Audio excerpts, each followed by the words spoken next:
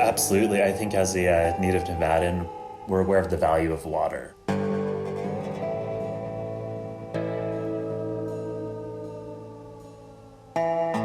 This is Matt Bromley.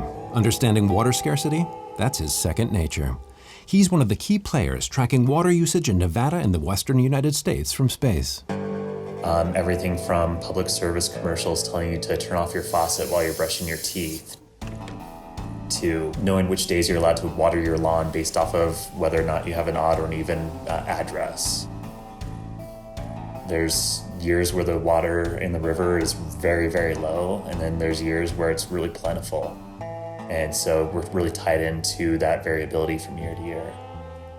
For a state like Nevada, somewhere between 70 and 80% of the water in the state is used for agriculture. And so if we can do better with managing irrigation water, agricultural water, it goes a long way with water conservation. The Landsat program has had its eyes in the sky for almost 50 years. Remember how USGS and NASA teamed up, made a revolutionary satellite, and launched into space? Yeah, that was great. The point is, Landsat's success is due in large part to its forward-thinking tech. Each new generation produces better and better measurements, and you can't conserve what you can't measure. Just in agriculture, the ability to look at the consumption of water, the economic value of Landsat to agriculture alone is several times the cost, or a few times the cost of the entire system, and that's pretty significant. That's Phil Dabney. Self-proclaimed dinosaur, Phil has worked for Landsat since Landsat 7 back in the 90s. It's always been about the detector.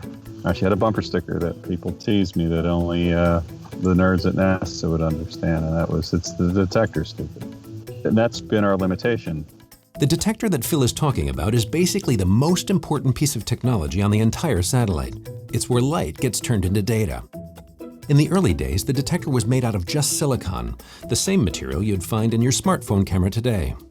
Technological limitations prevented Landsat from seeing anything too far beyond the visible light spectrum. Fast forward to today, when our detectors span infrared frequencies.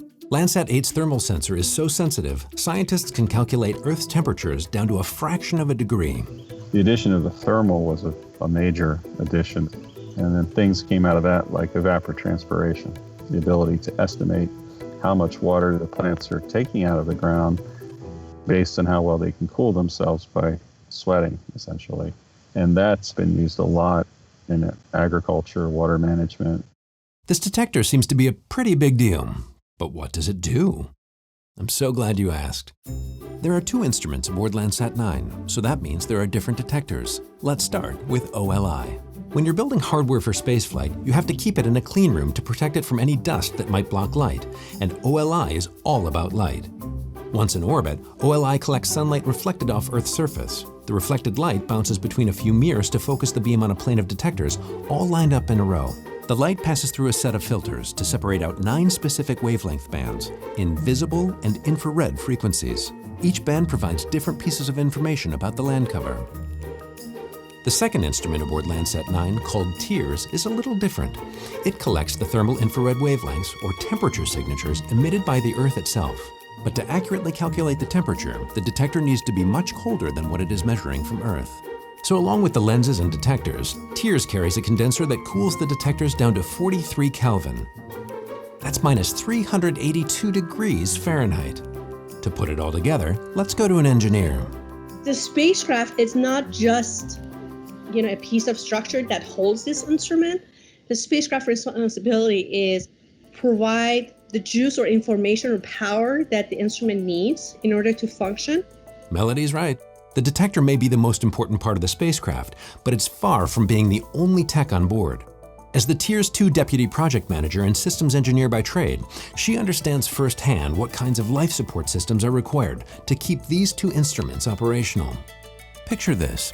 The entire satellite stands about 15 feet tall and is the length of a school bus. TIRS 2 and OLI 2 occupy about this much space.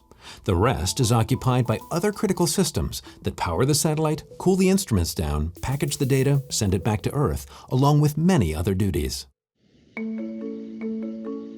And looking at the data and seeing the smile from the scientists that they're getting the right data, and that by itself is great experience. Yeah, so I don't know if you noticed, but I get kind of a smile when I start thinking of this Landsat data, because it is very unique, it's very special, and it feels good to be a part of work like this. Yeah, it's being surrounded by people that can do, failure is not an option, which is a famous NASA phrase. We can do that. We'll make it happen. It's clear that Landsat Tech is delivering on its promise to provide game-changing data. Landsat 9 represents the best of what NASA has to offer.